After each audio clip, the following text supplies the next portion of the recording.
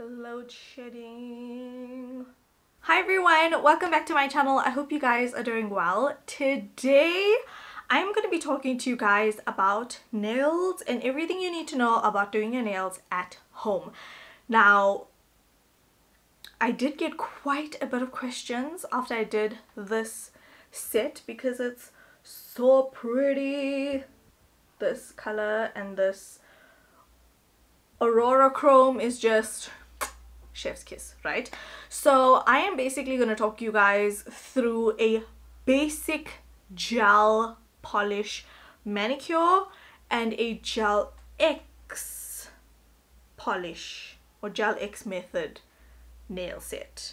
So what I have on my nails right now is gel X, and I feel like if you're going to start doing your nails at home, you're going to want to start with the basic gel manicure before you make your way to gel X, because there is a bit of a learning curve with gel X, and it's super important for you to have the basics down when it comes to painting polish. If you guys are those kind of girls who used to paint your nails all the time, you have it down, then you can definitely try and attempt gel X. But I kind of want to manage you guys' expectations because I get a lot of comments, oh, you make it look so easy, da da da da da. But bear in mind, I started from like the bottom where I would put on, I think I actually maybe started doing my nails in 2017. I would paint my nails a lot when I was in university. When I was at home during the holidays, we weren't really allowed nail polish for school and for campus, but during the holidays I would paint my nails. When I finished campus, I would paint my nails, and then I went to acrylic and gel polish because I wanted to be a bit, you know, bougie, a bit fancy. And I used to work at a Dream Nails salon as an intern or as a student therapist, so I got to experience acrylic and all these different nail products other than just normal nail polish. So it was amazing, and the fact that my nails lasted so long, because normal nail polish never used to last on my nails. Let's get into it without further ado. I'm gonna add pictures on the screen, and I'm also going to take the time to list products that I used starting out that you would need in the gel category and in the gel X category, so you guys can compare which one you want to start with, which one your budget kind of aligns with.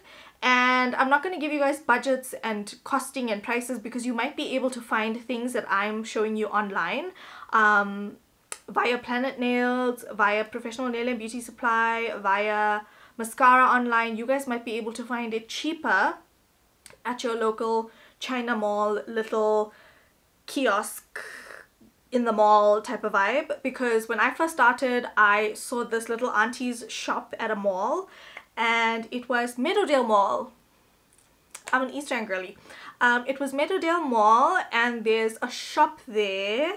I can't remember what it's called, but an auntie or an uncle kind of owned that shop, and there's tons of nail supplies, and there's just a whole bunch of stuff. I don't know if it's still there because it's been years since I went back to that mall, but I started there. I got a mini UV lamp from there. So a UV lamp is important, and I know there's a lot of nitty-gritty about what nail lamp should you have and all of this stuff. I found an explanation from, I think her name is Shams from Mascara. I found an explanation, so I'll leave that down below so you guys can kind of discern for yourself. But I personally have never had any issues with any gel lamps. I had the mini UV one that you needed to plug into a USB. I've had the Sun one, and then I received Madam Glam PR a couple of years ago. I think it was just before I moved from my sister's house onto my own, but from my sister's house to by myself, and I just didn't get a chance to test out that lamp.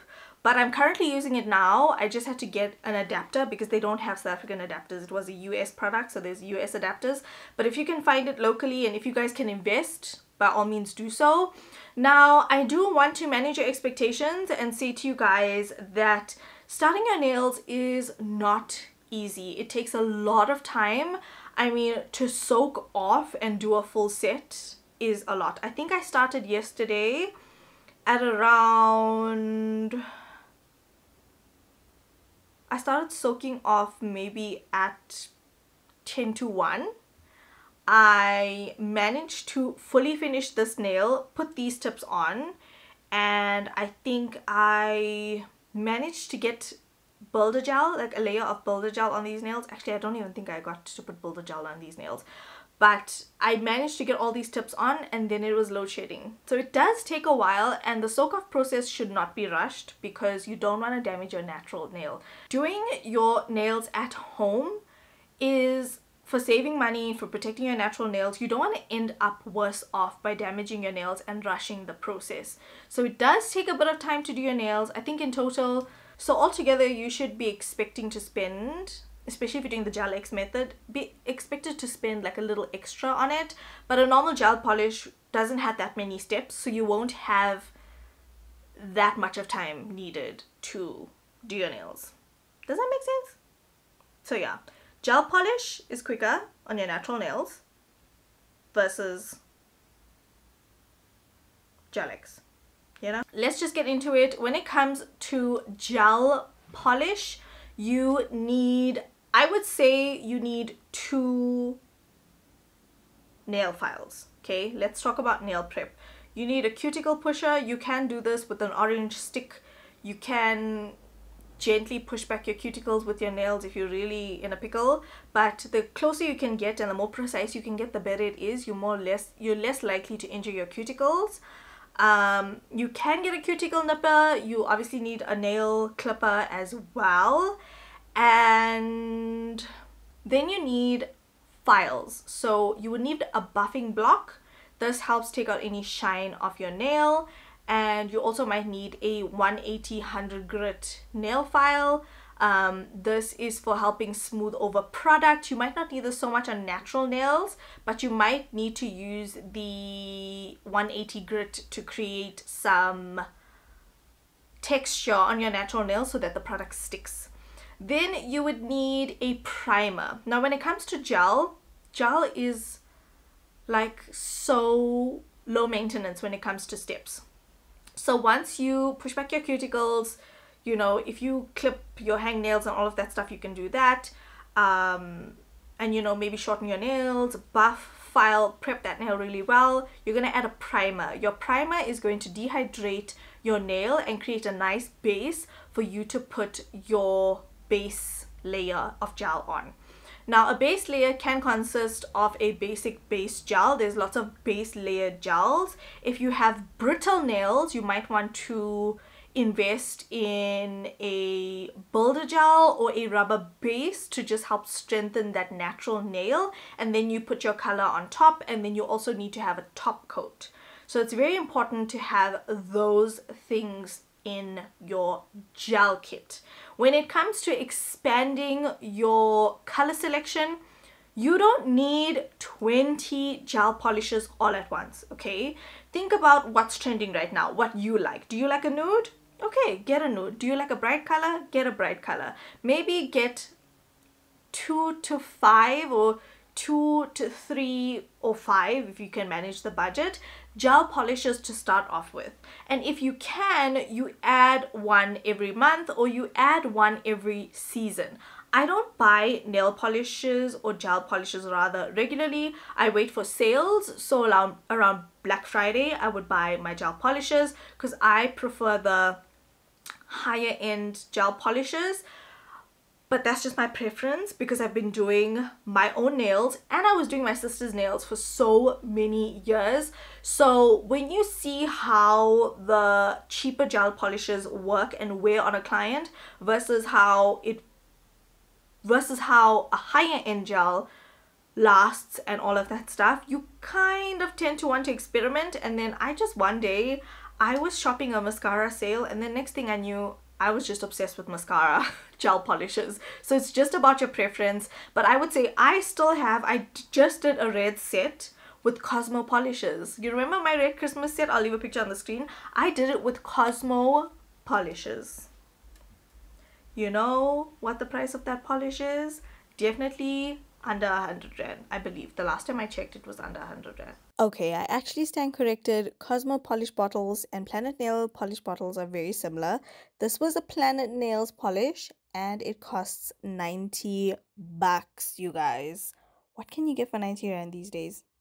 It really just depends on your budget, but I'm giving you guys a basic. Another thing you would need is lint-free wipes, a gel lamp. Again, I will list this. If you guys are not following, I will list everything in the description bar, and I will try and link everything that I first started using for you guys.